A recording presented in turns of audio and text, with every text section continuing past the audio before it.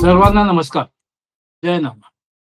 आपण चैतन्य पीठाच्या YouTube वाहिनीवरून आत्मसंवाद ही प्रबोधन मालिका सुमारे 5.5 वर्षापेक्षा अधिक काळापासून नियमितपणे प्रसारित करीत आहोत. या प्रबोधन मालिकेमध्ये आपले सद्गुरू आदरणीय बाबा महाराज आपल्याला वेगवेगळ्या बहुमोल अशा विषयांवर प्रबोधन करीत असतात. गेल्या सुमारे 78 पुष्पांपासून आदरणीय बाबा महाराज श्री दत्त पुराण हा विषय आपल्याला समजून सांगत आहे, त्यावर प्रबोधन करीत आहे. आत्मसंवादाच्या मागील पुष्पात आदरणीय बाबा महाराज पुढचे श्लोक समजावून सांगताना म्हणतात की माणसाच्या इच्छेने शूर क्रौंचाचा नाश करतो, त्यावरून मास रहित असलेला सुखी होतो. मान अपमान चिंता रहित असलेला, स्वतःच्या ठिकाणी क्रीडा करणारा, स्वतःच्या ठिकाणी प्रेम असलेला सुखी होतो. बालकाप्रमाणे सुखी होतो तो बालकाप्रमाणे, कारण बालक जसा उद्योग न करणारा अज्ञ स्वाभाविक गुणांचे अतिक्रमण करून आत्मानंदात रमणारा असतो, त्याप्रमाणे आवाज करणाऱ्या 2 कांकणांपैकी एक एक कांकण फोडून हातात एक एक कांकण घालून कुमारीने एकांतात सुख मिळवले. यावरून अनेक गोष्टी एकत्र असता, अनेक लोक एकत्र असता भांडण होते. दोघांच्या संयोगातून वादावादी होते. म्हणून एकट्याने तपश्चर्या करावी. कुमारीच्या कांकणांपासून एकाकीपणाचे फळ शिकण्यासारखे आहे. एकाकी सावधानतेने मोजके बोलणारा, गुहेत वास्तव्य करणारा मुनी, आचारावरून लक्षात न येणारा, शाश्वत नसलेल्या शरीराचा गृहारंभ निष्फळ असून दुःखास कारण आहे असे मानून दुसऱ्याने तयार केलेल्या घरात वास्तव्य करून राहणारा सर्पाप्रमाणे सुख मिळवतो. एकांतात राहून आसन आणि वासना जिंकून वैराग्यपूर्वक अभ्यासाने चित्त स्थिर करून बाण तयार करणाऱ्या प्रमाणे एकाग्रता मिळवतो. सर्पाकडून अनिकेतता आणि बाण करणाऱ्याकडून एकाग्रता घेतली आहे असे ते म्हणतात.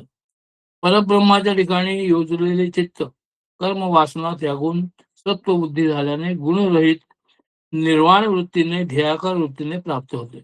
म्हणूनच आत्मदृष्टी असलेला मुनी द्वैत बुद्धीचा अभाव असल्याने आत बाहेर असे काही जाणवत नाही. आत्म्याप्रमाणे बाण तयार करणारा बाण तीक्ष्ण करण्यात निमग्न झाल्याने पुढून वाजत जाणाऱ्या राजाला जाणत नाही. त्याचप्रमाणे स्थिर चित्त होऊन केलेल्या ध्यानाने पुरुष विष्णू स्वरूपास प्राप्त होतो. पूर्वीचे स्वरूप टाकून ध्यानामुळे भ्रमर पुन्हा किड्याप्रमाणे आपल्या स्वरूपाला प्राप्त होतो. ज्याप्रमाणे कोळी आपल्या नाभीतून उत्पन्न झालेल्या तंतूवर विहार करतो आणि विहारानंतर तो तंतू खाऊन टाकतो. मूळचा जीव ब्रह्म असून पुन्हा तो ब्रह्मस्वरूप होतो. सृष्टीच्या पूर्वी एकमेकात द्वितीय परमात्मा मायेने उत्पन्न झालेल्या विश्वाचा वेळ झाला असता कालशक्तीने उपसंहार करून सर्वांचे अधिष्ठान असल्याने तो सर्वेश्वर आत्मस्वरूपाने राहिला आहे. सत्वादी शक्तींची गुण साम्यावस्था असलेले प्रधान प्रकृती पुरुष जीव यांचा स्वामी परमात्मा निर्बुधिक परमानंद स्वरूप जीव ब्रह्मादिकांना स्वतःच्या ठिकाणी परत येणारा परमेश्वर मोक्ष नावाचा आहे. स्वतःच्या सामर्थ्याने गुणात्मिका मायेला शुद्ध करून त्याचप्रमाणे करवितो. तो परमात्मा जीव सागराला कारण असलेले सूत्र जे क्रियाशील प्रधान महत्त्व आहे आणि त्रिगुणात्मक शक्ती आहे, त्या सूत्राने विश्व निर्माण करतो. या सूत्रात गुंफलेले आहे, ज्याने वायू आत्मा प्राणरूपाने जीव संचार करतो. परकीय आणि उत्पत्ती व विनाश असलेल्या देहामुळे बोध व वैराग्य उत्पन्न होते. स्वतःच्या इष्ट स्त्री पुत्रांचे पोषण करणारा, दुसऱ्या देहाचे कारण असणारा सुखाभिलाषी देह वृक्षाप्रमाणे नष्ट होतो. शेवटी ज्याप्रमाणे पुरुषाला त्याप्रमाणे इंद्रिय त्या देहाचे लचके तोडतात. तरी जर जन्म ज्ञानप्रद असल्याने दुर्लभ आहे असे मानून ज्ञान प्राप्त झालेला तू मुक्त संग होऊन आदेश ऐकून यदू समचित्त होऊन सर्व संग परित्याग करता झाला. पूजा केल्यावर नंतर उत्पन्न झालेल्या सामर्थ्याने आत्मदर्शन झाले. त्या यदूला श्री दत्तात्रयाने तोच हा आत्मा हे जाणवून दिले. यदूनेही ते जाणले.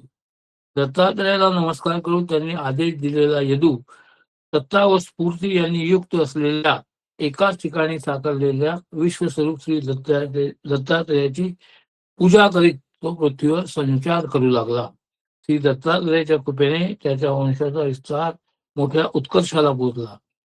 ज्या यदुकुळात भूमीचा भार हरण करणारा परमात्मा कृष्ण बलरामासह उत्पन्न झाला, इथपर्यंत आदरणीय बाबांनी हा अध्याय अतिशय सुंदरपणे समजावून सांगितला. तो इथे आपल्या प्रबोधनाला त्यांनी सर्व विराम दिला. मी त्यांना विनंती करतो की त्यांनी आजचे प्रबोधन सुरू करावे.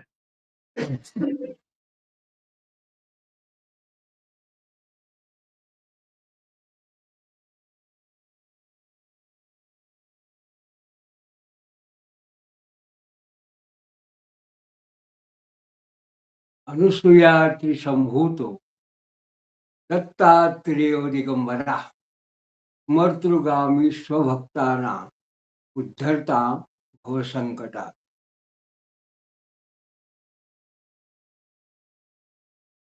दत्तप्रसादात तद्वंश विस्तारो हो दि हो नताः कृष्णोजः सकलो वृष्णी कुले भूभारहा भवत. या सहाव्या अष्टकातल्या 5व्या अध्यायातून 49व्या श्लोकामध्ये मागल्या पुष्पाचा शेवट करताना आपण असं म्हटलं की हा जो यदू आहे त्याला भगवान दत्तात्रेयानं 24 गुरूंचा उपदेश केला आणि या निमित्ताने स्वामी महाराजांनी जणू काही एक वेगळ्याच पद्धतीने अगदी वेदांतिक त्यांच्या प्रौढ भाषेमध्ये या प्रत्येक गुरु म्हणजे जे काही या सृष्टीवरती असणारे विविध पदार्थ आहेत, जड चेतन वगैरे सगळे जे काही आहेत, त्या 24 विशिष्ट वस्तूंकडून आपण काय काय बोध घेतला आणि त्यामुळे आपली ही अवधूत वृत्ती कशी तयार झाली याचं जणू प्रबोधन केलं. आणि यदूला हे समग्र ज्ञान त्यांनी दिल्यानंतर जणू काही एक वेगळ्या पद्धतीने या भगवान दत्तात्रेयाच्या चिदानंद वृत्तीचं अवधूत वृत्तीचं त्यांची जी काही दिनचर्या आहे, आचार विचार आहार विहार याचं सम्यक दर्शन ते कसं आहे याचं जणू प्रत्यक्ष एक विशिष्ट पद्धतीने सूत्रात्मक पद्धतीने या यदूला जणू त्यांनी बोध केला. ते प्रबोधन यदूला झाल्यानंतर महाराजांनी असं वर्णन केलं की मग मात्र जणू काही यदूला एक खऱ्या अर्थाने आत्मज्ञान झालं आणि मग हा यदू हा सुद्धा अशा पद्धतीने वनामध्ये पुन्हा विचरण करू लागला. विशेष ते काय तर या यदूला भगवान दत्तात्रेयांनी जो आशीर्वाद दिला त्या आशीर्वादाच्या निमित्ताने जणू काही याच्या वंशामध्ये भगवान श्रीकृष्णांचा जन्म झाला आणि त्या भगवान श्रीकृष्णांनी या पृथ्वीवरती जो भार असणारे असे जे काही लोक असतील त्या सगळ्या भूमिभार असणाऱ्यांना त्या क्षत्रियांचा वगैरे किंवा यादव कुळाचा त्यांच्या त्यांनी आपल्या पद्धतीने भार हलका केला असं या ठिकाणी महाराजांनी सांगितलंय. म्हणून त्यांनी असं म्हटलं कृष्णोजा सकलो वृष्णी कुले भूभार हा रहा भवत. ही यदुकुळाचा भूमीचा भार हरण करणारा असा भगवान कृष्ण. पुढे अगदी संक्षिप्त वर्णन करताना महाराज म्हणतात पांतमत्वा स्वसु पुत्रादेवक्यास्ता तत्पतिं वसुदेव निगृह्याद्भास्तयोः कंसो जघान शत. जे स्वतःची बहीण देवकी तिच्या पुत्रापासून आपलं मरण आहे असं मानून स्वांतम मत्वा स्वसुः पुत्रान देवक्यास्ता च तत्पतिम, देवकी तिचा पती यांचा जो पुत्र आहे त्यापासून आपल्या मरण येईल असं म्हणून वसुदेव निगृह्यार्भास्तयो कंसो, म्हणून कंसाने तिचा पती आणि वसुदेव यांना तुरुंगात टाकून निगृह्यार्भास्तयो, त्यांना तुरुंगात टाकून जघान शत, दोघांचे 6 पुत्र कंसाने ठार केली. 6 पुत्र जघान शत. पुढे तदर्भ सप्तमो अंशाजो रोहिण्या मायया व्रजे क्षिप्त ईशाद्यया सोथ बलभद्राभिभो भवत. म्हणजे परमेश्वराचाच असा अंश असलेला देवकीचा 7वा जो गर्भ होता तो गोकुळात असलेल्या रोहिणीच्या ठिकाणी मायेने परमेश्वराच्या आज्ञेने जणू काही तिथे गेला आणि तोच बलराम या नावाने पुढे प्रसिद्ध झाला.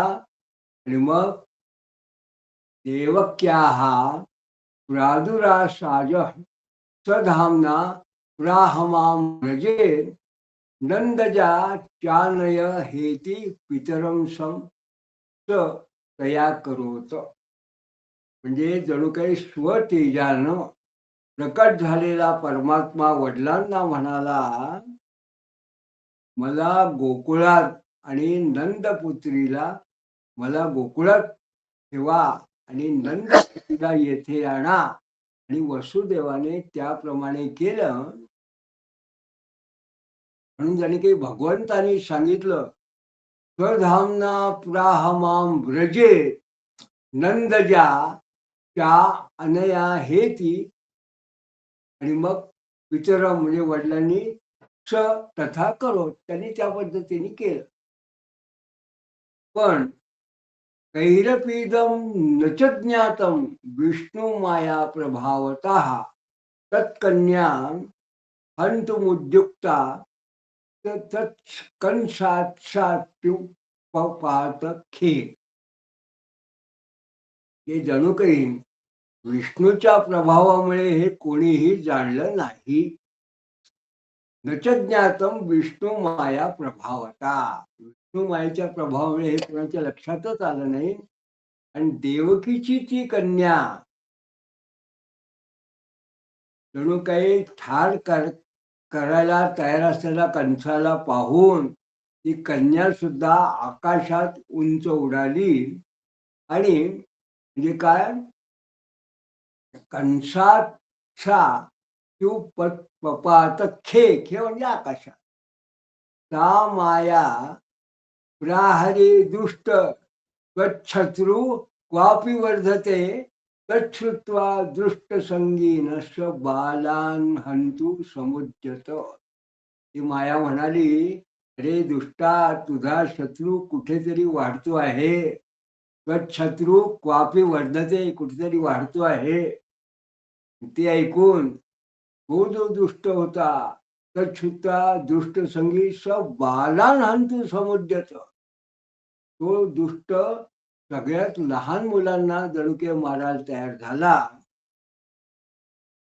पुढे तेनेरिता पूतनैत्य व्रजे तन्यमीशा द्विषम कृष्णाया पायत सोपी पपो तत्स सुभी समम.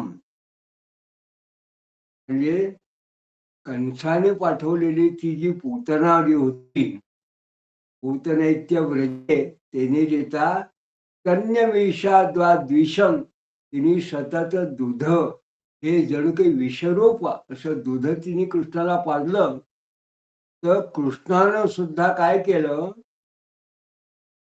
कृष्णा या पाययत्सो अपि पपो, कृष्णाने सुद्धा ते विष पपो तत्सुभी समम, हे विष तिच्या प्राणासह पिऊन टाकलं. प्राणी प्यायला तिच्या. आणि मग मकधेनु वात्याच केशादी कंसचोदितान समागत्यान स्वनाशार्थ मायार्भोप्य हनध्वरीही, कंसाने पाठवलेल्या बक, धेनुक, वात, अधक, केशे आदी असुरांना स्वतःच्या नाशासाठी आलेले असतात. माया, या मायारूपी बालकाने, कृष्णानं जणू काही मायावी पद्धतीने ते जे लोक आले त्यांना ठार केलं. अत्रा कृष्ण परीक्षार्थम वत्सपालास्तदग्रत नीताः स्वलोकों तद्गर्व तात्कृत सृष्टी करो हरत. ब्रह्मदेवाने कृष्णाची परीक्षा घेण्यासाठी त्याच्यासमोर गोपाळ स्वतःच्या लोकांनी नेलं. रात्रा कृष्ण परीक्षार्थ वत्सपालास्तदग अग्रता नीता स्वलोकम, स्वतःच्या ब्रह्मलोकात घेऊन गेला ब्रह्मदेव. तेव्हा तसेच गोपाळ उत्पन्न करून कृष्णाने ब्रह्मदेवाचा गर्व हरण केला. तद्गर्व ताक सुदृष्टी सृष्टी करोत हर, तसंच गोपाळ भगवंतांनी सृष्ट केले. आणि तस्नेहबद्धो भगवान व्यस्तेया लीलया व्रजस्थान हर्षयन क्षीदपुत्र शापम पाक करोत. त्या गोपाळांच्या स्नेहाने जणू काही बद्ध झालेल्या कृष्णाने, तस्नेहबद्धो भगवान, त्या भगवान कृष्णाने दूध दही चोरण्याच्या लीलांनी गोकुळवासियांना आनंद दिला. आनंद देत व्यस्ते या लीलया, हा कुबेर पुत्र नलकुबर आणि मणिग्रीव या दोघांची शापापासून मुक्तता केली. मग गोवर्ष कल्पवान दोष्टे गल्वितेंद्रो पमानता, गोवर्धन धरो रक्षस तप्ताब्दो अपि हरिस्वकान. जणू काही अपमान झाल्यामुळे गर्विष्ठ अशा इंद्राने वर्ष कल्पनात गोष्टी गर्वितेंद्र अपमानता, जणू की आपला अपमान झाला. का तर भगवंतानी इंद्राची पूजा न करता गोवर्धनाची पूजा करा असं जेव्हा गोकुळच्या लोकांना सांगितलं तर जणू की आपला अपमान झालाय. असं झाल्यामुळे गर्विष्ठ अशा इंद्रानं जेव्हा कल्पप्रलयाप्रमाणे गोकुळात वृष्टी केली तेव्हा गोवर्धन धरो रक्षत तप्ताब्दो अपि हरिस्वकान, तेव्हा गोवर्धन पर्वत स्वतः कृष्णानं धारण करून 7 वर्षापर्यंत, सप्ताब्दो अपि 7 वर्षापर्यंत स्वतः गोपाळानं या सगळ्यांचं रक्षण केलं. गोपाळांचं जणू काही भगवंतांनी रक्षण केलं. आणि भक्ती ज्ञात्वा व्रतात गोपी रासोल्लास भरो निशी वेणुध्वन्या हुयस्तर्वा रमया मास सर्वशाहा. जणू काही व्रतामुळे भक्ती जाणून, भक्ती ज्ञात्वा, एक विशिष्ट भक्ती जे व्रत आपण असतो त्या जणू काही जाणून गोपी रासोल्लास भरो निशी, आनंदाने रात्रीच्या गोपींना वेणुध्वनीनं बोलवून वेणुध्वन्या हुय सर्व, त्या सर्व गोपींना जणू काही वेणुनादाने बोलवून बोलवून तो श्रीकृष्ण सर्वार्थाने रमवता झाला. सर्वाम रमया मास सर्वशाहा धाप्त कामो प्यात्मैको बुद्धिवृत्ती सहस्रशा तदंतस्थो रमयती वानुरूपस्तथा जयम. ज्याप्रमाणे हजारो बुद्धिवृत्ती एका आत्म्याला, त्याप्रमाणे आप्त काम असलेला हा भगवान कृष्ण हा त्या गोपींच्या अंतर्यामी असल्यामुळे तो त्यांना तद अंतस्थो रमयती वा अनुरूपस्तवाप्यमम. त्या गोपींच्या हृदयस्थ आत्म्याप्रमाणे हा कृष्ण त्यांच्या अंतर्यामी असल्याने त्या गोपींना त्याचप्रमाणे रमवीत असे. म्हणून कृष्णाचं वर्णन असं केलंय की मनाकर्षती आकर्षयती यत्र मनो रमयन्ति स कृष्णाः. आणि एवमाद्यां व्रजे लीला कृत्वा नीतपुरं हरिः कंस समल्लं लीला तो अनद्रेमेच गुप्तया. त्या प्रकारे आधी लीला गोकुळात करून अक्रूराकरवी मथुरा नगरीत आणलेल्या कृष्णानं कंसं समल्लं लीला असतो अनद्रेसे च गुप्तया. कृष्णाने मल्लांसह कंसाला ठार केलं आणि उपजेसह तो रमला. पुढे यवनं घातयित्वा तु जरासंग बलापहा निर्माय द्वारकामुग्रम यादवेशम चकार सह. मुकुंदाच्या दृष्टीने काल यवनाचा नाश करून यवनं घातयित्वातुम हे जरासंघाच्या सैन्याचा नाश करून जरासंग बलापहा निर्माय द्वारकाम मुग्रम समुग्रम द्वारका नगरी निर्माण करून त्यानं यादवेशम चकारच उग्रसेनाला यादवांचा त्याने अधिपती केला. त्या पद्धतीने. आणि ही रुक्मिणी स्वयं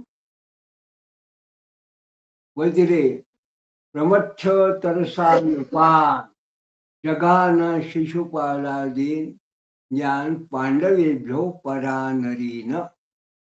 आता रुक्मिणीशी विवाह केला स्वयंवचरे वौरे प्रमच्छ तरसा नृपान आणि वेगानं शिशुपालादी आणि पांडवांशिवाय असलेल्या शत्रूंचा त्यांनी नाश केला. जघानं शिशुपालादींना पांडवेभ्यो, पांडव सोडून जेवते त्या परावरील. मग उमम हत्वा षोडश स्त्री सहस्त्रेषो भवत स्वयं कृत्वाप्यर्जुन सारथ्य मुतीर्य च भोभरम. म्हणजे मग त्यांनी भौमम हत्वा भौमासुराला मारून तो स्वतः षोडश स्त्री सहस्त्रेषो स्वयं 16,000 स्त्रियांचा स्वामी झाला. 16,000 स्त्रियांचा स्वामी झाला. आणि कृत्वाप्य अर्जुन सारथ्यम अर्जुनाचं सारथ्य कर्म करून त्यांनी पृथ्वीचा भार कमी केला. तिर्य च भुवो भरम.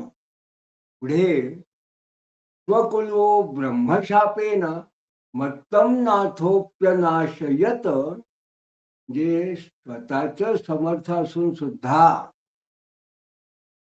ब्राह्मणाच्या शापानं उन्मत्त झालेल्या स्वतःच्या कुलाचा त्यांनी नाश करवला. स्वकुलम ब्रह्मशापेन मत्तम नाथो नाथोप्यनाशयत. आणि भूभारो अपि हृतो येन कल्पम धामापि तज्जहो. आणि मग ज्याने पृथ्वीचा भार हरण केला, भूभारो अपि हृतो येन, त्याने स्वतःचे समर्थ असलेले शरीर सुद्धा टाकून दिले. येनम कल्पम धामपि तज्जहो. आणि कंटकम कंटकेनैव द्वयम त्यापि शितु समम लोकम स्वपरिवारोद्गार भूयो अपिहि दयानिधी सगीताजलभूतम भक्तो दुद्धते निधाय सत. म्हणजे काट्यानं काटा काढावा, हे जे तत्व आहे. कंटकम कंटके नेव द्वयम त्या अपिशितु समम, हे समर्थ असणाऱ्या सारखे तत्व लागू आहे. त्यानुसार तो दयानिधी असलेला तो श्रीकृष्ण आपल्या परिवारासह स्वलोकाला गेला.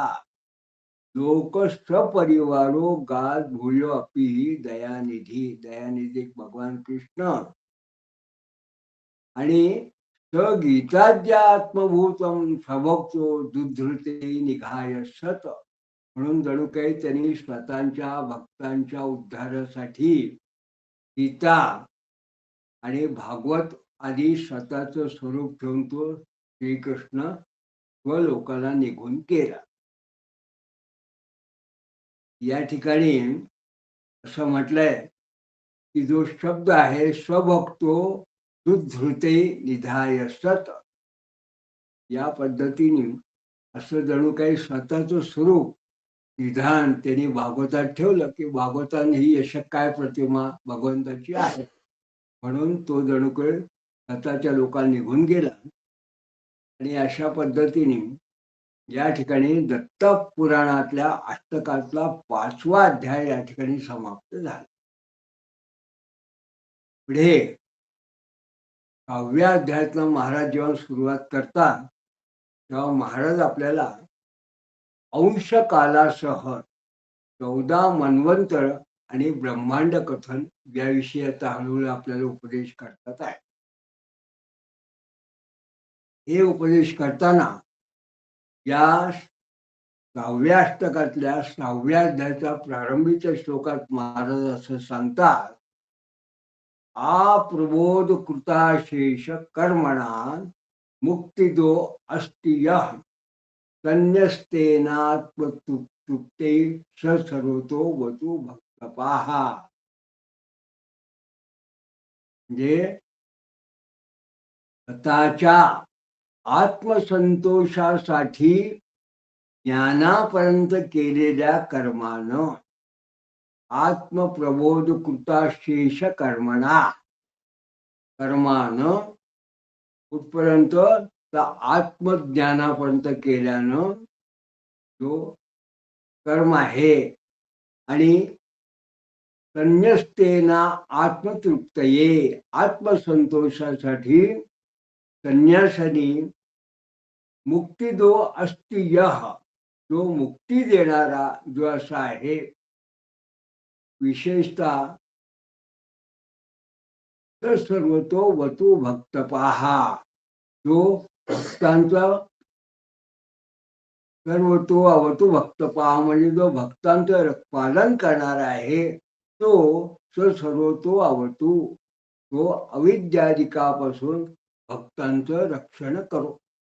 ही अत्यंत अभिनव अशी भगवान दत्तात्रेयाची प्रार्थना या श्लोकात महाराजांनी केली. तो म्हटलंय महाराजांनी, पुन्हा श्लोक सांगतो, प्रबोध कृताशेष कर्मणा मुक्तिदो अस्ति यः संन्यस्तेना आत्मतृप्ते सर्वतो वतु भक्तपा. या दत्तात्रेयाची स्तुती करताना पुढे महाराज असं म्हणतात की कालद्रव्य गुणे दत्त स्त्रीधैक्यो अपि स्वमायया श्रीराम धत्ते स्वयं सन्निसृष्टिस्थित्य तयात्मिकाम. म्हणजे जो भगवान दत्तात्रेय एक असून सुद्धा त्यांनी स्वमायेया, स्वतःच्या मायेने स्वतःच्या ठिकाणी जणू सृष्टी स्थिती लय स्वरूप अशा लीला स्वतः तो धारण करतो. त्या पद्धतीने धारण केला आणि मग काल द्रव्य गुणे दत्त दैक्योपी, म्हणजे जणू काही या ठिकाणी त्रिपुटी कुठली आहे तर काल, द्रव्य आणि गुण या त्रिपुटीमुळे एक प्रकारे या त्रिपुटीचं एकत्रित करून भगवान दत्तात्रेयांनी जणू ईश्वराने स्वतःच्या मायेने ही अस्मिन स्वतःच्याच ठिकाणी मायेने अस्मिन सृष्टी स्थितप्या आत्मिका, सृष्टी स्थिती लय अशा प्रकारची सृष्टी निर्माण केली. या भगवंताच्या ठिकाणी हे कसं आहे, तदभ्रूभंगो हर काल सूक्ष्म परमाणुका तौ द्रावणुस्त्रयं ते तु रसरेणुश्च त्रिस्तुतीः लवस्तस्त्रीशतं ते च निमेषस्ते त्र्यक्षणाः ते पंचाः काष्ठास्ता पंचदश लघ्वापि नाडिका. म्हणजे संहार करणारा तो जो काल आहे तो त्याच्या भ्रुकुटीचा भंग रूप आहे. त्याचा भ्रुकुटी भंग झाला या विश्वाचा सृष्टीचा संहार होतो. तो जो अत्यंत सूक्ष्म, तो सूक्ष्म असा जो काल आहे तो काल काय आहे, तो सूक्ष्म परमाणू, तर सूक्ष्म परमाणुका आणि मग त्या दोन परमाणूंचा एक अणू, तो द्वाव अणू, तो द्वाव अणू म्हणजे सर्वात सूक्ष्मतम जो काल आहे तो परमाणुक आहे. त्याचा दुप्पट आहे, दोन जो आहे तो अणू आहे. पुढे तीन अणूंचा त्रयम तेतु त्रसरेणू, या तीन अणूंचा एक त्रसरेणू झाला आणि त्या तीन त्रसरेणूंची एक त्रुटी, त्रसरेणुश्च तै त्रुटी ही 300 त्रुटींचा एक लय, लवस्तस्त्रीशतं ते च तीन लयांचा एक निमेष, निमेष असते ते त्रय आणि तीन निमेषांचा एक क्षण, त्रय क्षण हा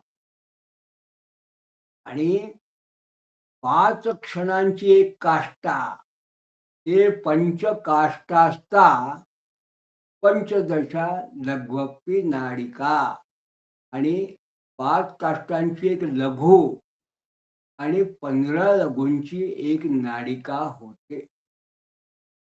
पंचदश लघ्व अपि नाडिका. तर आपण जेव्हा म्हणतो एखादी गोष्ट क्षणार्धात झाली, हा क्षण म्हणजे किती आहे, तर आता सहज जर एखादी क्षणभर उघड नाही ना देवा, आपण सहज म्हणून जातो. देवाची दारी उभा क्षणभरी, म्हणजे क्षण म्हणजे केवढा काल आहे आणि त्याच्या आधीचा सूक्ष्म काल किती हे जणू काही या ठिकाणी आपल्याला कळतं. त्याच्यामधून किती खाली आहे, तर आपण असं म्हटलं की उलट जर आपण गेलो, एक जो क्षण आहे त्याचे 3 भाग केले तर त्याचा एक निमेष, मग त्या निमेषाचे 3 भाग केले तर त्यातला एक लय, हे 3 भाग केले तर एक त्याचा झाले त्रुटी, मग त्या त्रुटीचे 3 भाग केले तर त्याचा झाला एक त्रसरेणू आणि मग 3 अणूंचा 2 भाग जर केलं तर त्याचा झाला 2 परमाणू. त्या 2 परमाणूचा एक भाग जर 2 भाग केले परमाणूचा अणू तर त्याचा झाला सूक्ष्म परमाणू. इतका सूक्ष्मतम जो काल आहे त्याला परमाणू म्हटलं आहे आणि त्याला भगवंताचा भ्रुकुटीचा फक्त एक अंश म्हटला आहे. पुढे महाराज असं म्हणतात, ते द्वे मुहूर्तो अहोरात्र स्त्रिंशत्ते दश पंचंच पक्षस्थो शुक्ल कृष्णाख्यो तो मासो वृत्तश्च स अयनम तैस्त्रिभिस्ते द्वे नृणाम अब्द शतायुषाम मासेन पैत्रा अहोरात्रो ध्रुवर्षेण च दैवताः. याचा आपण नाडीपर्यंत आलो. याच्या पुढे काय आहे? 2 नाडीचा एक मुहूर्त आणि 30 मुहूर्तांचा एक अहोरात्र. म्हणजे आपण ज्याला 24 तास असं म्हणतो, त्याला या ठिकाणी अहोरात्र असं म्हटलं आहे आणि 2 नाडीचा एक मुहूर्त म्हटला आहे.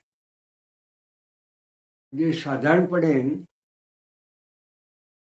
जेव्हा आपण म्हणतो की लग्न कार्याला आपण मुहूर्त पाहतो, तेव्हा मुहूर्त शब्दाची व्याख्या इथे अशी दिसते की 2 नाडी हा जो काल आहे त्याला मुहूर्त म्हटलाय. हा मुहूर्त काळ असा म्हटला आहे आणि 30 मुहूर्तांचा एक अहोरात्र म्हणजे आजच्या काळातलं 24 तास. म्हणजे साधारणपणे 30 मुहूर्त 24 तास याचा एक अहोरात्र आहे. म्हणजे याचा मग प्रत्येकाने मग विचार करावा. मग 15 अहोरात्रांचा एक पक्ष, त्याला पंधरवडा म्हणतो. त्याला 15 अहोरात्र म्हटलंय. त्याचा काय आहे? ते एक पक्ष आहे. आणि मग आपल्या सगळ्यांना असं माहिती आहे की शुक्ल आणि कृष्ण नावाच्या 2 पंधरवड्यांचा एक महिना होतो. पक्षस्थो शुक्ल कृष्णाख्यो तो मासो द्वावृत्तश्च स. अशा पद्धतीने एक महिना होतो. त्यात 2 महिन्याचा एक ऋतू, तो मासो द्वा ऋतुश्च स. 2-2 महिन्याचा ऋतू होता त्यात वर्षात. आणि 3 ऋतूंचं एक अयन म्हणजे 6 महिन्याचं. अयनम तैस्त्रिभिस्ते. 3 ऋतूंचं एक अयन होतं आणि द्वे नृणाम अब्द आणि दक्षिण उत्तर नावाच्या 2 अयनाने एक अब्द म्हणजे एक वर्ष तयार होतं. एक वर्षाची गणना होते. ते द्वे नृणाम अब्द शतायुषाम असा 100 वर्षाचं मानवाचं आयुष्य आहे असं धरलं जातं. आणि मासेन पैत्रा अहोरात्रे, मानवाचा एक महिना हा पितरांचा एक दिवस आणि रात्र आणि मानवांचं वर्ष ध्रुवर्षेण, मानवाचं वर्ष हा देवांचा एक दिवस आणि रात्र आहे म्हणजे अहोरात्र आहे असं या ठिकाणी महाराज सांगतात. आणि अशा पद्धतीने मानव वर्ष, देव वर्ष, पितृवर्ष याची जणू काही गणना केलेली आहे या ठिकाणी.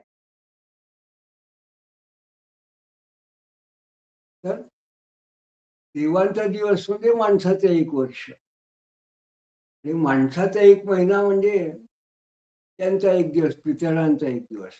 अशा पद्धतीची ही वेगळ्या पद्धतीची पारंपरिक गणना ही पुराणोक्त अशा पद्धतीने आपल्या या ठिकाणी दिसून येते. मग महाराज असं सांगतात, नृविशंसी नृविशंती सहस्राढ्य त्रिचत्वारिंशल्लक्षके चतुर्युगम दिनं स्रष्टु तत्सहस्रकं तथैव नीट. हे मानव मनानं 60,000 वर्षाचं एक युग होतो. मानव मनाने 60,000 वर्षात एक युग. आणि आपल्याला माहिती की एक युग म्हणजे किती म्हटलंय? ते 4,32,000. हे 60,000 आणि कसं आलं? ते आता आपण पुढे मागे केव्हा तरी गणित जेव्हा एखादीने अभ्यास केला त्याला कळेल. पण या ठिकाणी मानव मानाने 60,000 वर्षाचं युग होतं असं महाराज सांगतात. आणि ते युग 1000 वेळा होऊन गेल्यास ब्रह्मदेवाचा एक दिवस. हे 60,000 गुणिले 1,000 इतकं मानव माणसाची इतकी वर्ष ही मानवी अशी जेव्हा जेव्हा होतात तेव्हा ब्रह्मदेवाचा एक दिवस असा होतो, त्याच परिमाणानं त्याची रात्र होती. आणि अशा पद्धतीने ही जी कालगणना आहे, ही जेव्हा भगवंतांची सुरू असते तेव्हा सर्गोभी निशी कल्पोस्य मनवोभी चतुर्दश मनुकल्पे अत्र वार आहे पूर्वा स्वयंभुव स्वराट. म्हणजे ब्रह्मदेव काय करतो, ब्रह्मदेव दिवसा सृष्टीचं कार्य करून रात्री प्रलय करतो. दिवसा तो सृष्टी आपण म्हणतो इव्हॉल्युशन, दिवसा तो सृष्टीचं निर्माण कार्य करतो आणि रात्री तो प्रलय करतो. ही सृष्टी सगळी जणू काही नष्ट होती आणि ही जेव्हा मनवो ही चतुर्दश या ठिकाणी 14 मनू हे त्याच्या या सृष्टिकाला जे उत्पन्न होतात, त्याच्या विशिष्ट कल्पामध्ये 14 मनू जे होतात, त्या मनू कल्पयत्र वार आहे, त्या सध्या चालू असलेल्या वाराह कल्पात अशा पद्धतीने कल्पोकल्प वेगवेगळ्या कल्पामध्ये अशी सृष्टी भगवंताची चालती. त्या सध्या चालू असलेल्या अत्र वारा आहे, अत्रा वाराह कल्पामध्ये स्वयंभुव स्वराट पूर्व स्वयंभुव नावाचा एक मनू हा स्वराट असा होऊन गेला. अशा पद्धतीने या 6व्या अष्टकातल्या 6व्या अध्यायातल्या पहिल्या 8 श्लोकामध्ये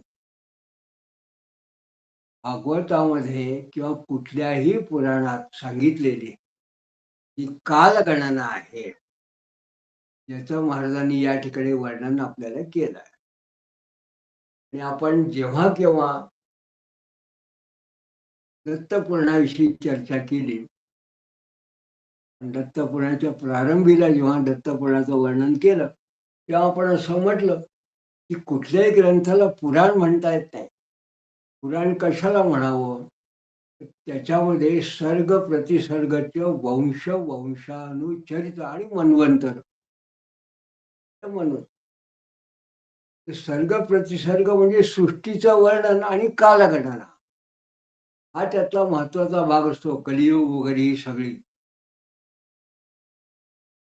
तर सृष्टी आणि कालगणना म्हणजे ब्रह्मांड वगैरे याचं वर्णन, ही जी कालगणना आहे ब्रह्मांडाची वगैरे ती, आणि मग मनुचं वर्णन हे त्याचं महत्व असतं. वंशानुचरित्र म्हणजे त्याच्यामध्ये राम कृष्ण त्याच्या आधीचे वगैरे हे सगळे राजे लोक त्यांचंही वर्णन कुठे असतं. जे मुख्य देवता असतील त्याच्या वंशाचं वर्णन असतं. असे थेट जे वर्णनले जात असतात त्याच ग्रंथाला सर्ग प्रतिसर्गचं वंश वंशानुचरितम आणि मन्वंतर हे ज्यात पदवी त्याला म्हणतात की पुराणात पंचलक्षणाने हे जेव्हा वर्णन केलेले असतील एखाद्या ग्रंथात त्यालाच पुराण म्हणावं. आणि त्याचं प्रमाण म्हणून जणू काही आजचे हे जे आपण 8 श्लोक वाचले त्याच्यात ही कालगणना आणि आता येणारं मन्वंतराचं वर्णन हे त्याचं प्रमाण आहे. तेव्हा पुढे महाराज या मन्वंतरा संबंधी आणि पुढल्या भागात काय सांगतात ते आपण पुढल्या पुष्पात बघणार आहोत. तोपर्यंत एक वेगळ्याच पद्धतीची कालगणना आपल्या पारंपरिक ग्रंथामध्ये हे पुराणांपासून चालत आलेली आहे. 5,000 वर्ष कमीत कमी तेव्हापासून चालत आलेली.